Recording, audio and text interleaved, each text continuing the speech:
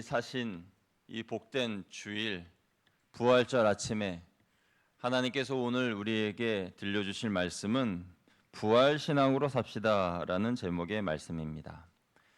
여러분, 이 부활절이 믿는 사람이든 믿지 않는 사람에게든 축복된 날이고 하나님의 은혜의 날인 이유는 누구나 다 예수 그리스도를 구주로 믿으면 구원을 받는 이 진리는 변함이 없기 때문입니다.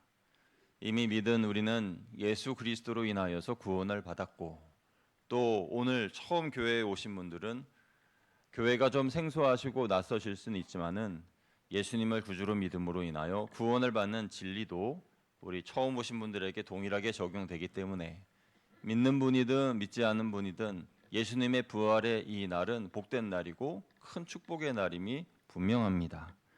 세상에는 성자로 추앙받는 종교 지도자들이 있습니다. 그런데 그들은 모두가 다 죽었고 다시 살아나지 못했습니다.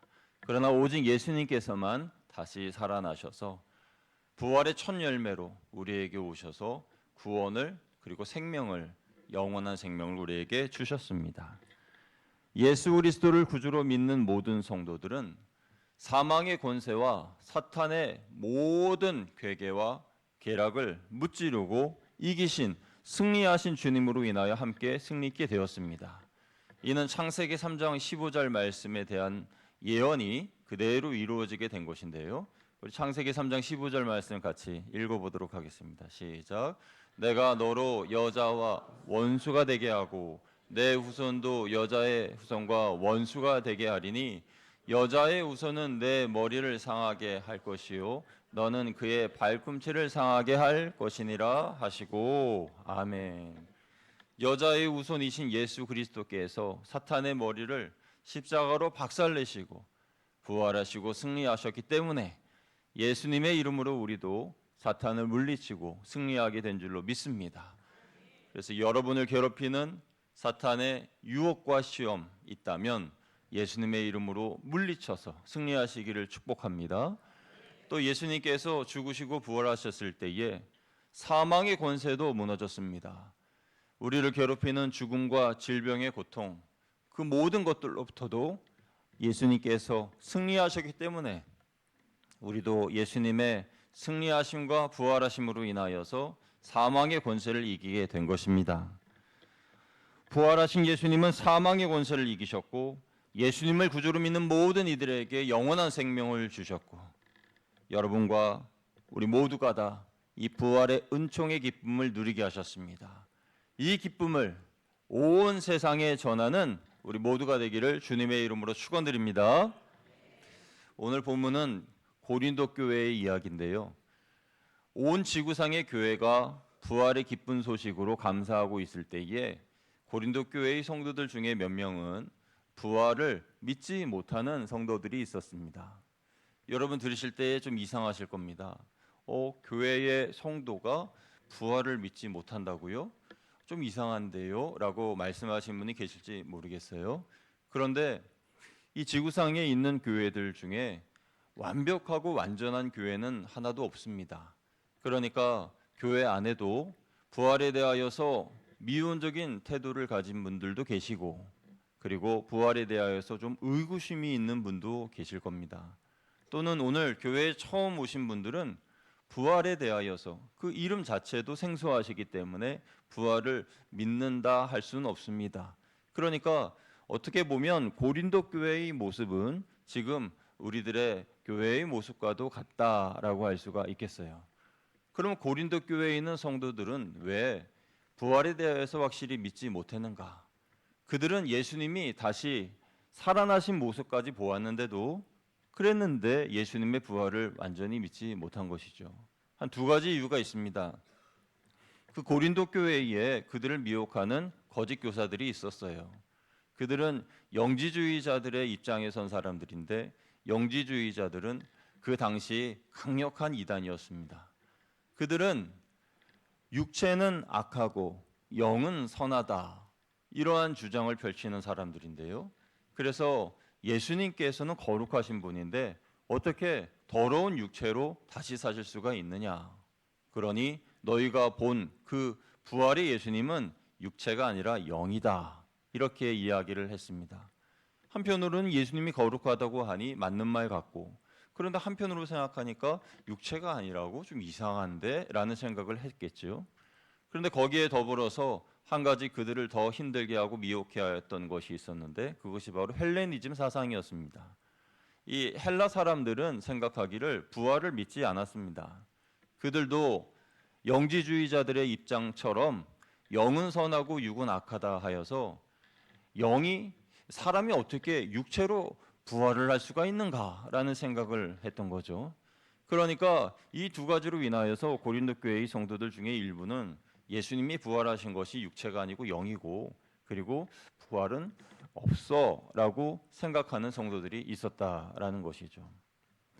여러분, 이 두 가지 이유, 거짓 교사들의 이 거짓된 말들과 영지주의자들의 이러한 이단 사상, 헬레니즘 사상의 영향, 이런 것들로 인하여 고린도 교회의 성도들이 일부 예수님의 부활하심을 믿지 못했다고 하는 것인데, 이러한 모습이 오늘날 교회에는 없습니까?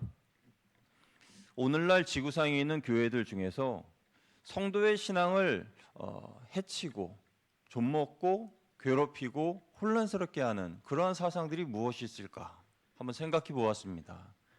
생각하자마자 바로 머리에 떠오르는 것은 인본주의라는 그런 사상이 교회의 신앙을, 성도들의 부활 신앙을 갉아먹고 있지 않는가 하는 생각을 해봤습니다.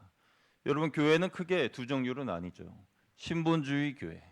이 신본주의 교회는 하나님이 통치하시고 다스리시는 교회입니다. 그리고 인본주의 교회. 인본주의 교회는 사람이 다스리고 통치하는 교회입니다. 그러니까 인본주의 교회는 하나님의 명령이라 할지라도 다수결의 원칙에 의하여서 과반수가 되지 않으면 일을 하지 않습니다. 아무리 하나님께서 말씀하셨다 하더라도, 아무리 하나님의 뜻이라 하더라도 사람들이 동의하지 않으면 하나님의 일을 하지 않습니다. 그 교회가 바로 인본주의 교회예요.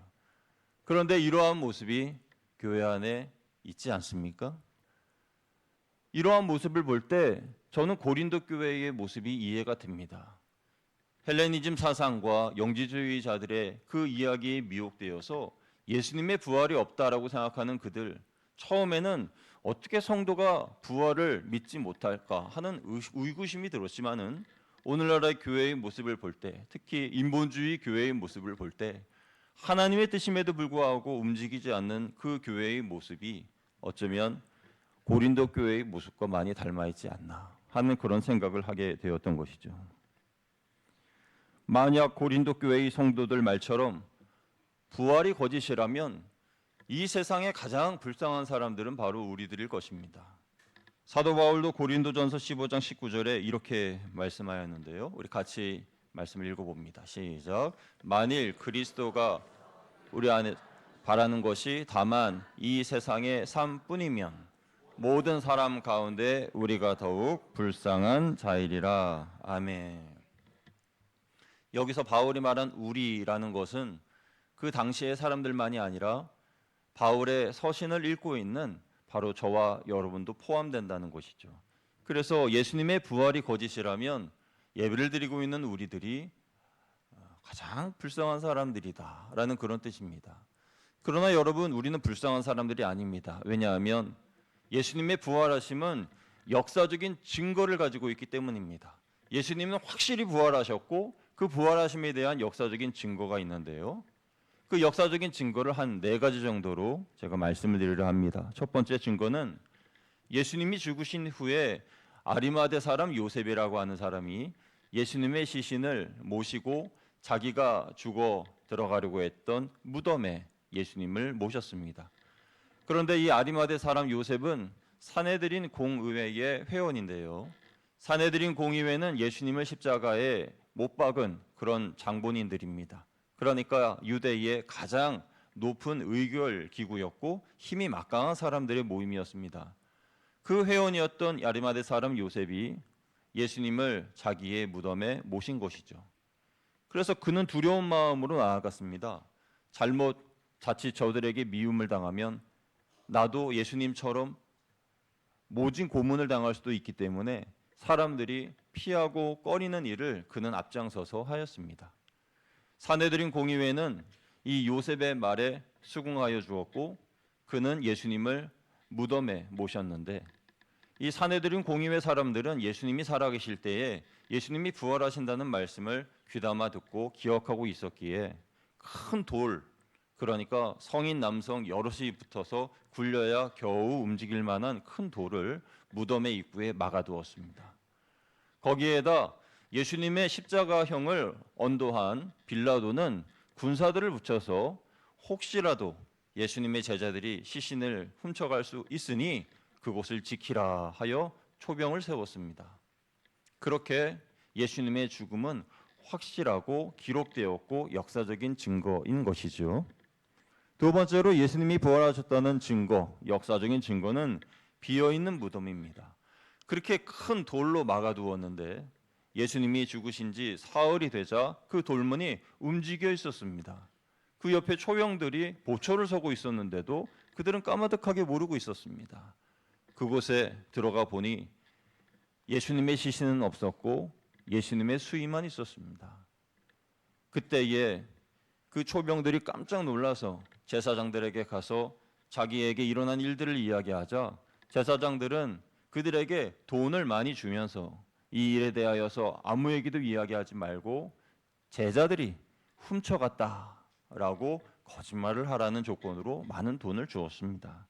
그래서 이 마태복음 28장 13절에 기록된 이 말씀처럼 제자들이 밤에 와서 몰래 도둑질해 갔다라는 그러한 소문이 지금까지 유대 땅에 이어지고 있다라는 이야기죠.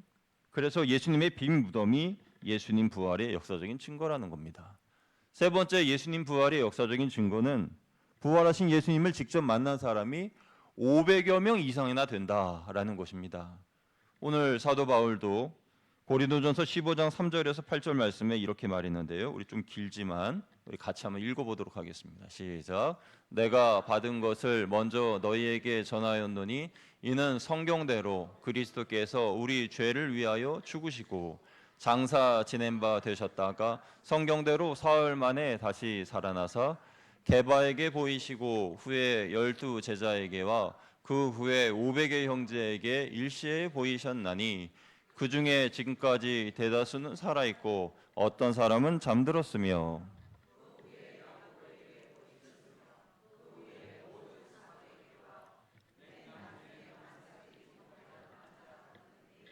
보이셨느니라. 아멘. 그러니까 처음에는 베드로와 12 제자들에게 예수님이 보이시고 그렇게 점차 예수님의 살아계심을 목도한 사람들이 무려 500명이나 되는 사람들이라는 거죠. 그렇게 500여 명이나 되는 사람들이 예수님의 부활하심을 직접 보았다. 이것이 역사적인 사실인 것입니다. 마지막으로 예수님의 부활의 역사적인 사실은 부활하신 예수님을 만난 제자들의 삶이 180도 바뀌었다는 것입니다. 이 제자들은 예수님이 십자가에 잡혀 가시던 그 날 신문 받으시고 또 빌라도의 법정에 뜰에 선 그때에 특히 베드로 같은 경우에는 예수님을 저주하면서 부인하기까지 했습니다. 그들은 뿔뿔이 흩어졌고 도망갔던 사람들인데 부활하신 예수님을 만나고 난 다음에는 그들이 예수님을 위하여 순교를 하는 순교자가 되었습니다. 만약에 제사장들의 말대로 예수님의 시신을 훔쳐서 예수님의 부활하셨다고 거짓으로 말한 제자들이었다면 그러면 예수님을 위하여 그들이 죽을 이유가 무엇이 있겠습니까? 그들이 순교할 이유가 무엇이 있겠어요? 그들은 순교하였고 그들은 하나님을 위하여 영광스러운 죽음을 택하였다. 이것이 부활의 증거라는 것입니다. 예수님의 부활은 신화가 아니라 역사적인 사실입니다. 예수님의 부활 사건은 믿는 성도뿐만 아니라 믿지 않는 성도들에게도 중요한 것은 예수님의 부활을 믿는 모든 사람들이 다 구원을 받기 때문이라는 것입니다. 우리는 고린도 교회의 성도들처럼 부활을 의심해서는 안 됩니다. 아무리 강력한 사상과 철학과 또 이념, 그런 문화가 우리의 부활 신앙을 위협한다고 해서 물러서거나 타협하면 안 됩니다. 신앙은 타협의 대상이 아닙니다. 특별히 부활 신앙은 절대 우리가 타협해서는 안 되는 것이죠. 부활 신앙은 다수교를 결정할 수 있는 것도 아닙니다. 부활 신앙은 생명과도 같은 것입니다. 고린도 교회의 성도들이 헬라 사상과 거짓 교사들의 말에 의하여서 믿음이 흔들렸던 것처럼 혹시 나도 어떤 것에 의하여 나의 부활 신앙이, 나의 신앙이 흔들리고 있는지 여러분 한번 스스로 점검해 보시기 바랍니다. 저는 말씀을 준비하면서 우리의 부활 신앙을 흔드는 것이 무엇이 있을까? 우리의 부활 신앙을 희석시키는 것이 무엇이 있을까? 한번 생각을 해봤습니다. 저는 그것이 요 근래에 많이 발전한 OTT 산업 그리고 과학의 발전이 아닌가 하는 생각을 해보게 됩니다. 여러분, OTT 산업은 무엇입니까? 이 OTT는 영어로 오버 더 톱이라는 개방된 인터넷을 통한 방송인데요. 이 OTT 방송을 소확행으로 시청하시는 분들이 사실 많이 계십니다. 고단한 일과를 마치고 또 집에 돌아와서든지 아니면 뭐 시간 날 때 또는 대중교통을 이용하실 때 등등 그것을 핸드폰을 통해서 보시면서 그 시간을 무료한 시간을 달래는 그런 분들이 많이 계시죠. 쉽게 말하면 유튜브나 넷플릭스 같은 그런 것이 OTT라고 할 수가 있겠습니다. 그런데 이 OTT 안에 콘텐츠는 다양해서 아무런 생각 없이 무분별하게 받아들이면 여러분의 신앙이 그 콘텐츠 안에 잠식될 수 있습니다. OTT를 통하여 만들어진 예능, 드라마, 다큐, 영화 등이 대중에게 인기를 얻게 되면서 그것이 어느 문화가 되고 그 문화를 사탄이 교묘하게 이용해서 여러분의 신앙을 흔들고 사라지게 하는 그런 경우가 있다는 것이죠. 어둠의 영은 문화라는 가면을 쓰고 대중들의 삶 속에 교묘하게 파고듭니다. 방송 제작자들은 시청률을 더 높이기 위해서 선정적인 콘텐츠를 만들고 비성경적인 내용을 쉽게 다룹니다. 제가 설교 준비를 하면서 근래에 우리의 신앙, 특히 부활 신앙을 파괴시키는 영화나 드라마가 무엇이 있을까 하는 생각을 하다 보니 파묘라는 영화가 생각이 났습니다. 어제로 누적 관객 수가 1062만 명이었으니까 여기 계신 분들 중에서도 아마 그 영화를 보신 분들이 계실 거예요. 그 영화에 대한 감상평을 제가 보면서 여러 사람들의 이야기를 읽어보았는데요. 읽다 보니 휴인세상이라는 블로그를 운영하시는 분이 아드님과 함께 영화를 본 그 후기 감상평을 남겼는데 제가 조금만 읽도록 하겠습니다. 최근 아들이랑 영화 파묘를 관람하게 되었다. 아들은 영화를 보고 정말 잘 만들어졌다는 평가를 내리던데 내가 아들에게 무엇이 잘 만들어졌는지를 물었다. 김고은의 신들린 연기, 또 이도현의 몸의 글자 문신, 최민식의 카리스마 연기 등등 몇 가지를 열거하더라. 우리나라 사람들은 예나 지금이나 현실 문제 해결을 과학적 방법 대신에 비과학적인 방법으로 해결하려는 태도를 가지고 있다. 그래서 미래를 점치는 무당이나 사주풀이나 동양 종교에 관심을 갖고 거기에 자신의 운명을 내다보기를 좋아한다.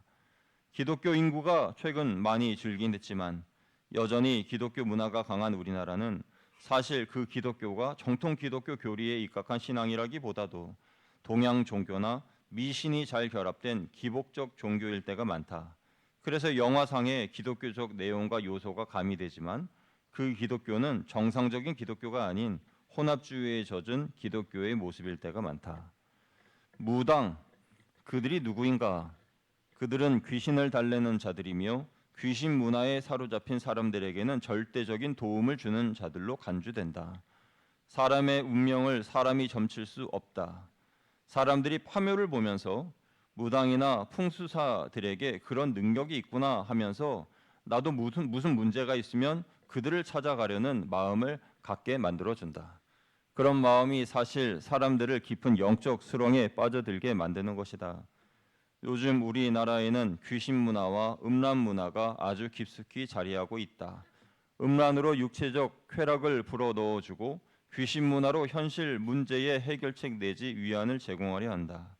무당은 귀신의 수종자로 사람들로 귀신의 권세 아래에 놓이게 하는 자들이며 사람들 마음을 조종하여 두려움을 가지고 평생 살아가게 만드는 자들이다. 무당의 조언은 사실 마약과 같아서 사람들의 판단력을 잃게 하고 정상적인 판단을 하지 못하게 하며 끊임없이 문제 해결을 위해 그것에 의존하게 만든다. 이렇게 썼어요. 저는 사실 영화를 볼 때나 드라마를 볼 때에 기독교인들이 나오면 마음이 불안합니다. 대부분의 작가들이 이 시나리오를 쓸 때에 기독교인들을 좋게 묘사하지 않습니다. 그래서 등장인물 중에 누가 교인이 등장했다. 그러면 마음이 불안해요. 또 어떤 이야기를 하려고 하나? 또 어떻게 비판적으로 기독교를 비추려고 그러나? 그런 생각이 드는 겁니다. 어떤 분은 뭐 재미로 보는 건데 뭘 그러면서 별거하는 것으로 여기실 수 있을지 모르겠어요. 그러나 목사의 입장에서는 참 마음 아픈 일이 아닐 수가 없습니다. 요즘 OTT 영화, 드라마, 시나리오 너무 탄탄하고 재미있어서 시청자들은 정말로 그런 일이 있었던 것으로 착각하는 것이죠. 그 중에는 예수님만 부활하신 것이 아니라 사람인 우리들도 죽었다가 부활하는 그러한 이야기들이 있고 또 예수님을 초능력자로 비하하는 그런 내용의 드라마나 영화도 있습니다. 이런 영화나 드라마를 자주 접하다 보면 성도들은 영적으로 무뎌지게 되어 있습니다. 부활에 대해서도 무관심해지거나 기억 상실증에 걸린 환자처럼 예수님이 부활하셨나? 교회 부활이라는 단어가 있었나? 할 정도로 부활을 잊고 사는 것이죠. 당연히 부활의 능력을 잃어버린 채 부활 신앙 없이 살아가다 보면 고린도 교회의 성도들이 부활에 대하여서 의심하고 믿지 않았던 것처럼 오늘날 우리들의 시대도 그렇게 될 수 있다는 것이고 우리의 시대는 어쩌면 헬레니즘의 위협을 받고 있는 고린도 교회의 시대보다 더 위험한 시대라고 할 수가 있습니다. 과학을 통해서도 부활 신앙은 위협을 받습니다. 과학은 생명이 없는 것을 생명이 있는 것처럼 만드는 능력이 있습니다. 그러한 능력은 하나님의 창조와 많이 닮아 있는데 그것은 하나님께서 사람을 창조하실 때 하나님의 형상대로 창조하셨기 때문입니다. 하나님의 형상대로 창조받은 사람들은 하나님의 창조하심을 배우게 된 것이죠. 그 유전자가 그 안에 있어서 그런 거예요. 물론 사람은 생명을 창조할 수는 없습니다. 그러나 그렇게 창조에 다가서다 보면 하나님의 주권에 도전하게 되고 그러다 보면 하나님의 뜻을 거스르게 되고 오히려 과학이 사탄의 도구가 될 수도 있다라는 것입니다. 그래서 과학은 양날의 검과 같아서 어떤 사람이 만지느냐에 따라 그 결과물도 달라지게 되는 것이죠. 그래서 우리는 과학 기술을 선하게 사용할 수 있는 믿음의 과학자, 그래서 예수님의 부활하심도 과학으로 증명할 수 있는 사람들이 나타나기를 위해 기도해야 됩니다. OTT 방송이나 예능이나 스포츠나 드라마 여러분 보시는 것을 소확행으로 여기시는 분들 계실 텐데 아예 보시지 말라는 건 아닙니다. 보시되 잘 분별하여 선별적으로 시청하시기 바랍니다. 왜냐하면 무분별하게 받아들이면 내게 하나님을 반대하는 그 악이 들어와서 나를 힘들게 할 수 있기 때문입니다. 그래서 우리는 결단해야 됩니다. 악에 대해서는 단호하게 거절해야 됩니다. 그래야 여러분의 신앙을 지킬 수 있습니다. 제가 연초에 51%가 49%를 이깁니다라는 그러한 설교를 한 적이 있습니다. 우리가 부활 신앙으로 사는 것도 마찬가지입니다. 거창한 것부터 하지 말고 1%더 찬송 부르고 말씀 읽고 기도하고 그래서 영화를 보더라도 파묘 같은 영화 보지 마시고 10개 같은 영화 보십시오. 10개 얼마나 좋습니까? 저는 지금 다시 10개를 봐도 감동 그 자체입니다. 얼마나 재밌는지 그리고 그 신비로움이라는 게 얼마나 대단한 거죠. 홍해 바다가 쫙 갈리고 말이죠. 하나님의 영광이 임하는 그래서 그 영화 추천합니다. 여러분 1%의 하나님을 향한 관심 1%의 하나님을 향한 사랑 1%의 하나님에 대한 헌신 1%의 결단 그래서 50대 50으로 여러분 마음이 세상과 하나님 갈등하며 있을 때 단 1%를 하나님께 드리십시오. 그러면 하나님이 이기시는 거예요. 이제 4월 10일 날 선거가 있습니다만은 뭐 투표차 개표차가 뭐 엄청나게 많아가지고 이기는 그런 사람들도 있겠지만 단 몇 표 차이로 이기는 그런 경우도 많이 있어요. 그래서 50대 50인 경우에 단 1%의 유권자들의 표를 받아서 당선되는 그런 사람들이 있어요. 마찬가지로 영적으로 볼 때에 우리의 마음의 1%를 우리 하나님께 드리면 하나님이 승리하시는 겁니다. 내가 승리하는 거예요. 내가 나의 이러한 문화를 내가 다스리는 겁니다. 세상의 문화가 있지만 그 세상의 문화를 내가 다스리는 거예요. 나의 1%를 드림으로 말미암아. 우리는 주님의 보혈을 공급받아야만 살 수 있는 존재들입니다. 우리는 그렇게 존재의 그런 목적으로 만들어졌어요. 주님의 보혈을 받고 하나님을 찬양하고 영적인 삶을 살고 그래야 힘이 나는 그런 존재들로 만들어졌습니다. 우리는 질병과 죽음의 문제로 두려워하는 연약한 존재였지만 예수님의 부활하심으로 사망의 권세가 무너졌습니다. 우리는 부활 신앙으로 사망의 권세를 이길 수 있게 되었습니다. 오늘 말씀에 55절에서 57절 말씀을 보면 하나님께서 사망을 사망 선고 내리셨어요. 우리 55절과 57절 우리 세 절 말씀 같이 읽어보겠습니다. 시작. 사망아 너의 승리가 어디 있느냐? 사망아 내가 쏘는 것이 어디 있느냐? 사망이 쏘는 것은 죄요 죄의 권능은 율법이라.